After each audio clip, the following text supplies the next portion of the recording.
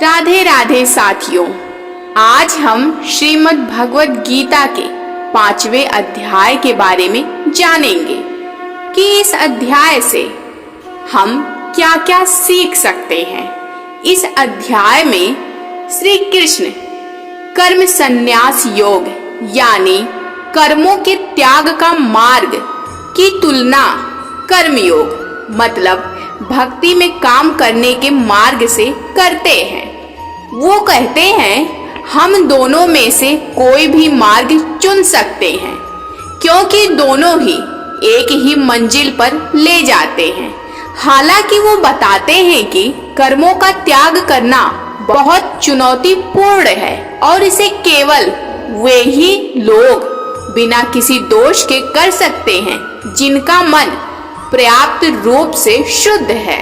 मन की शुद्धि केवल भक्ति में काम करके ही प्राप्त की जा सकती है। इसलिए कर्म योग अधिकांश मानव जाति के लिए अधिक उपयुक्त मार्ग है। अर्जुन भगवान से पूछते हैं कि आप कर्मों के संन्यास की और फिर कर्म की प्रशंसा करते हैं, इसलिए इन दोनों में से जो एक मेरे लिए भली भांति निश्चित कल्याणकारक साधन हो आप उसी को कहिए। भगवान उन्हें समझाते हैं कि कर्म संन्यास और कर्म योग ये दोनों ही परम कल्याण के करने वाले हैं, परंतु उन दोनों में भी संन्यास से कर्म योग साधन में सुगम होने से श्रेष्ठ है।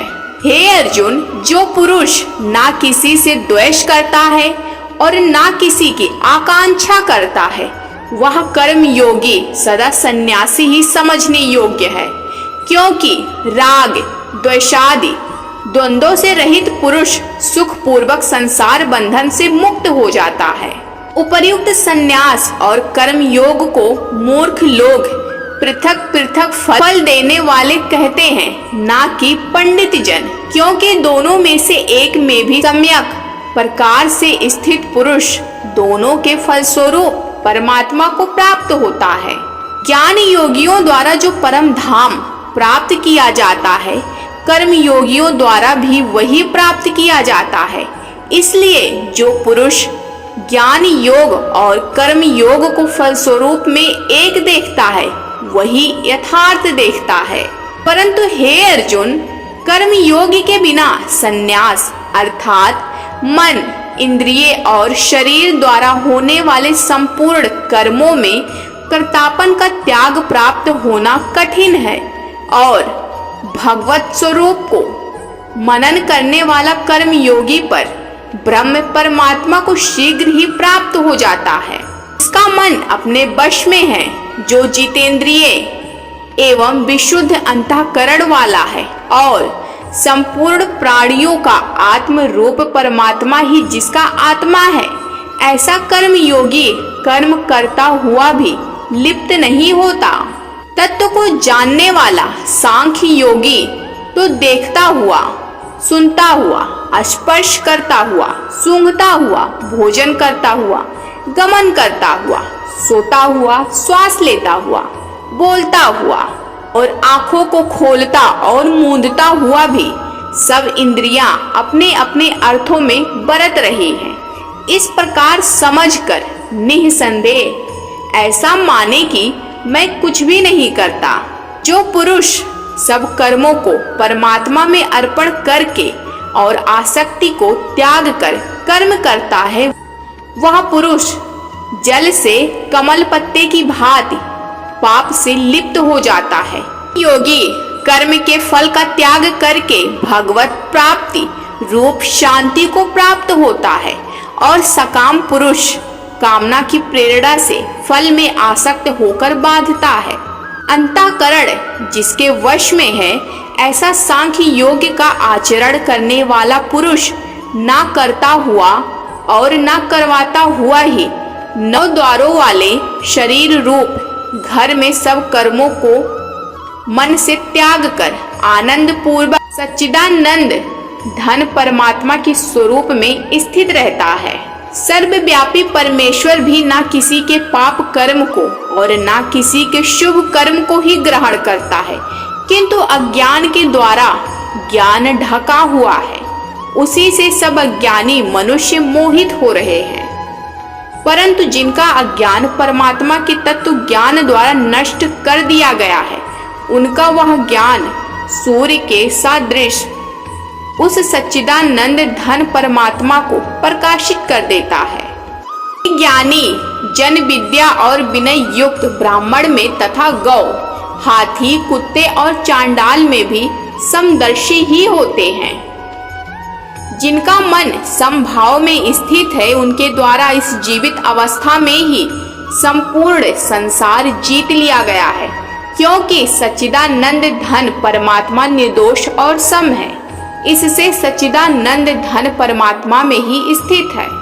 जो पुरुष प्रिय को प्राप्त होकर हर्षित नहीं हो और अप्रिय को प्राप्त होकर विदगन ना हो, वह स्थिर बुद्धि संशय रहित ब्रह्म वेत्ता पुरुष सच्चिदानंद धन ब्रह्म परमात्मा में एक ही भाव से नित्य स्थिति है। बाहर के विषयों में आसक्त रहित अंतःकरण वाला साधक आत्मा में स्थित जो ध्यान जनित सात्विक आनंद है, उसको प्राप्त होता है। वह सच्चिदानंदन धन पर ब्रह्म परमात्मा के ध्यान रूप योग में अभिन्न भाव से स्थित पुरुष अक्षय आनंद का अनुभव करता है। जो ये इंद्रिय तथा विषयों के संयोग से उत्पन्न होने वाले सब भोग हैं, यद्यपि विषय पुरुषों को सुख रूप भासते हैं, तो भी दुख के ही हेतु हैं और आदि अंत वाले अर्थात अनित्य हैं। इसलिए हे अर्जुन, बुद्धिमान विवेकी पुरुष उनमें नहीं रमता।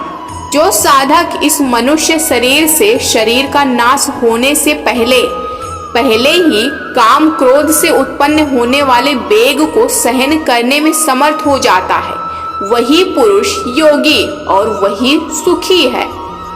जो पुरुष अंतरात्मा में ही सुख वाला है, आत्मा में ही रमण करने वाला है तथा जो आत्मा में ही ज्ञान वाला है, वह सच्चिदानंद धन पर ब्रह्म परमात्मा के साथ एक ही भाव को प्राप्त सांख्य योगी शांत ब्रह्म को प्राप्त होता है।